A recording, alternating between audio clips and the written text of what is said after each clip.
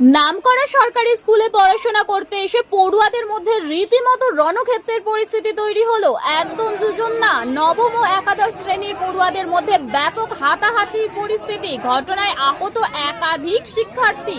আর এই ঘটনাকে কেন্দ্র করে উত্তপ্ত হয়ে উঠল গোটা মুরালীগঞ্জ উচ্চ বিদ্যালয়ের চত্বর।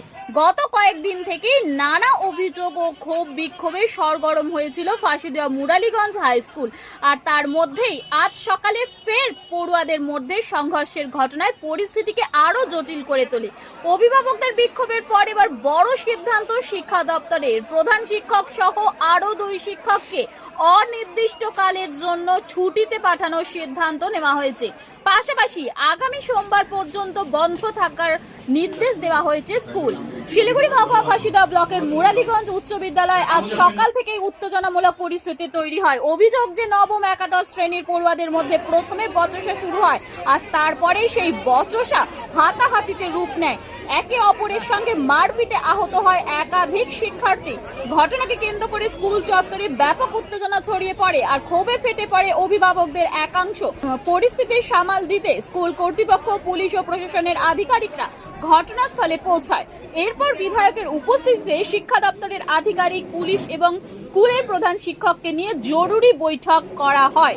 বৈঠকে নেওয়া হয় একাধিক গুরুত্বপূর্ণ সিদ্ধান্ত। প্রধান শিক্ষক সহ আরো 2 শিক্ষককে অনির্দিষ্টকালের জন্য ছুটিতে পাঠানোর সিদ্ধান্ত নেওয়া হয়েছে।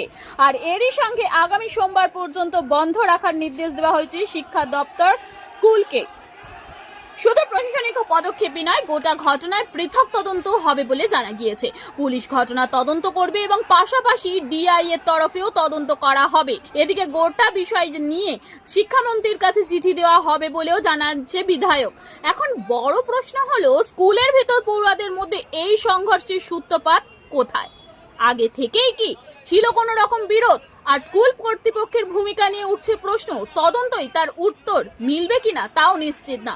বুঝে যা কি হয়েছে বড় 11 কি হয়েছিল? আমি স্কুল থেকে কি বলবো ক্লাসরুম থেকে নিচে আসছিলাম টয়লেট যাওয়ার সময় এখানে কয়েকটা ছেলে আমাকে মারা হয়েছে। কি দিয়ে মারছে? ফুলের টপ দিয়ে, পাঞ্জা নাকি বলে, বালা টালা কি যেন ছিল, মারা হয়েছে। কোথায় কোথায় লাগছে? ঠোঁটের মধ্যে লাগেছে, নাক থেকে খুন বার হচ্ছে, নাকের মধ্যে লাগেছে আর মাথায় লেগেছে। কেন মারলো স্যার জানি না, এমনি মারলো। এমনি মারলো। ক্লাস থেকে 10 মিনিটের ব্রেক দেওয়া হয়েছে 12টার সময়। নিচে আসলাম, নিচে আসে ওখানে দাঁড়াই আছি। ঝামেলা লাগছে কি না কি আমি তো জানি না এইসব। আমাকে টেনে নিয়ে আসে, মাথায় পুরো বালা দিয়ে মারছে। কে মারছে আমি তো অতগুলোকে চিনি না। মারে টারে রক্ত বার করছে, তারপর পড়ে গেছি। তারপর আমার বন্ধুগুলো ছিল ওখানে আশেপাশে, ওরা ধরে নিয়ে এখানে নিয়ে আসছে। বাইরের ছেলে না এখানকারই? স্কুলেরই ছেলে। স্কুলের ছেলে। হ্যাঁ। তোমাদের ক্লাসেরই ছাত্র নাকি? না, ক্লাসের না, বড় ক্লাসের। আগে এই ঘটনাটা আপনারা দেখেছেন, আমরাও সেটা ভিডিও রিল সমস্তভাবে দেখেছি।